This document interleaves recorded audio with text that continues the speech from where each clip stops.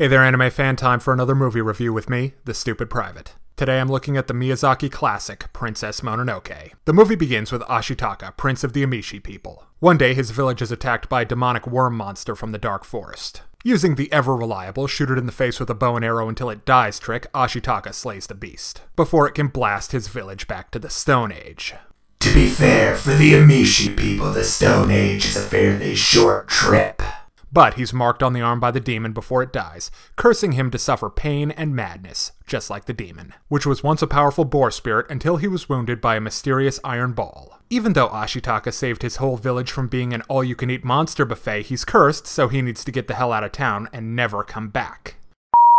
Gratitude. So the now dethroned Ashitaka heads out in search of what drove the boar bananas. Along the way, he runs into a suspiciously helpful monk before arriving in a place called Irontown, which is under the leadership of the charismatic Lady Eboshi. The town is at war with both the spirits of the forest, basically giant talking animals like boars, apes, and wolves, spearheaded by the human princess of the wolf clan known as Princess Mononoke. Mononoke is not a name, but a general term for spirit or monster. And some feudal samurai jackhole, a war that will end up claiming the lives of hundreds of humans and forest spirits alike, including the great spirit of the forest himself, which nearly sets off a localized apocalypse. But together, Ashitaka and Princess Mononoke, aka San, save the day by foiling the sinister machinations of the sleazy monk mastermind, Jigo. Princess Mononoke is a great movie, and part of a three-way tie for my favorite Studio Ghibli movie, the other two being Nausicaa and Spirited Away. Let's start by looking at the characters. First off, there's our hero, Ashitaka. He's a good guy with a capital G. In spite of being told he can go drop dead for all they care by everyone he knows, and being slowly consumed by a curse, he's still the most noble SOB in the land of the rising sun. Under most circumstances, this might make him a little dull. Yeah, maybe. But he's certainly a disarming guy, if you know what I mean. Don't remind me. But he works for the same reason that Captain America works. He's this virtuous, heroic figure, which really fits the mythic setting. He does have kind of weird taste in girls, though. The first time he sees San, she's covered in blood and tells him to go get bent. Sounds like love at first sight to me.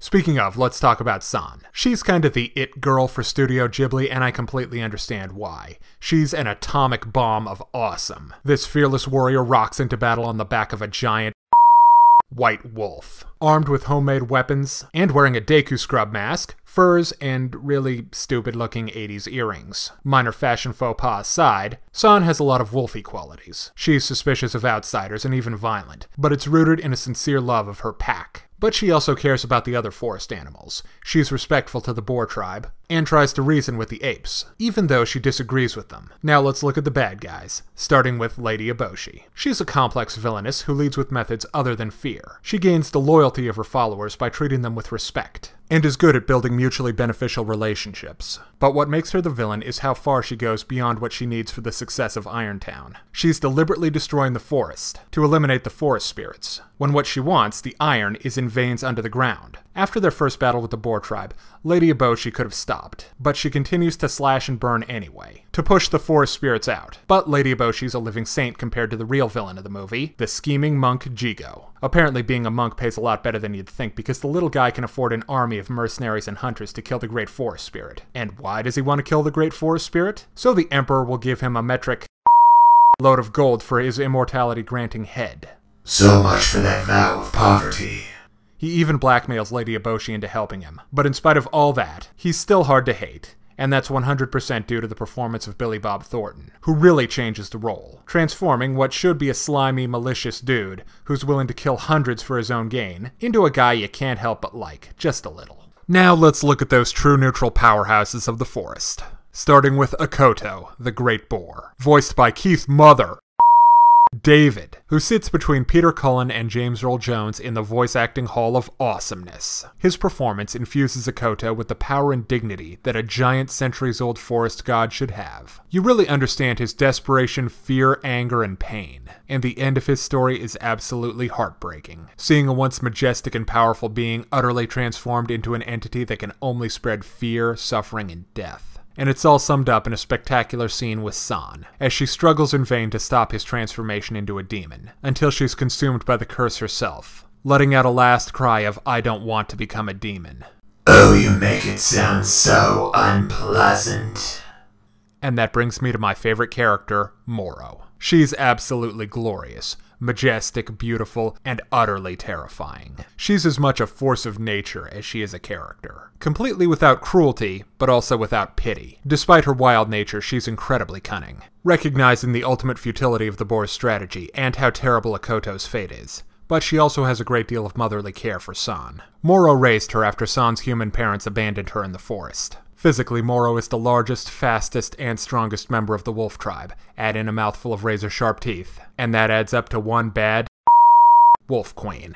Now let's dig into the supporting cast. There are just too many to properly talk about here, but most of them are there to bring some levity to the dire events of the story. Characters like Kuroko the ox driver, his wife Toki, and the goofball captain of the guard Gonza are fun and endearing. The never actually in the movie samurai douchebag Lord Asano is a one-note antagonist. I get the great forest spirit the least as a character. He's not neutral in the conflict. He favors Ashitaka all the while allowing his forest animals to die or become demons. But he never cures Ashi's curse. He wants the kid alive so he can suffer. What's not to get? I don't think that's it. Now let's look at the art style. Princess Mononoke is visually stunning. A gorgeous piece of work from beginning to end. The environments are showstoppers. From the Fort Necessity look of Irontown to the eerie beauty of the Forest Spirit's Grove. And those weird little Kodama guys. They're cute, but freaky. Miyazaki's usual simplified character designs aren't that bad here. Everyone looks great, every character and animal fits the setting, and it's beautiful looking to boot. There are some weird things though, like the ape tribe. Mostly they're only seen at night, and they're these deep one looking darkling things. But then we see them during the day and they're just normal monkeys. Somewhat disappointing.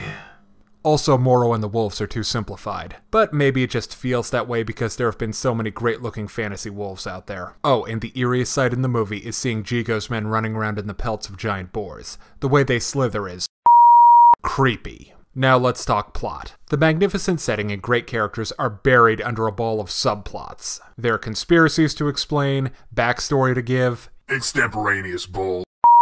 Suss out. And then there's that romance between San and Ashitaka. It would work as a TV show or miniseries, but it's just too much and creates a lot of plot holes. Now let's look at the sound design. The voice acting in Princess Mononoke is just amazing. When it works, it really works. And even when it doesn't work, it still works. In terms of actual music, let's face it, we've got ourselves sort of a quiet movie here. Thematically appropriate music shows up at thematically appropriate times, but that's probably the least impressive aspect of a very impressive movie. Now let's break down the good and the bad in Princess Mononoke, starting with art. The environments are fantastic, the characters fit well in this glorious world, and it's a visual extravaganza. 9 out of 10 for visuals. Music and voices. The music is nothing that'll stay with you, but the voice acting is great, if, unusual. 7 out of 10 for music and voices. Characters. The whole cast are fantastically written, complex, and fully realized. 10 out of 10 for characters. Story. The world and lore of Princess Mononoke are great, but the plot is a bit too much for me. Story gets a 6 out of 10. You can feel the effort that went into this movie. It's thoughtful, clever, and never hits you over the head with its ideas. Intangibles gets an 8 out of 10. So I give Princess Mononoke an overall score of 9 out of 10. If you're interested in more reviews of anime, movies, TV shows, or video games,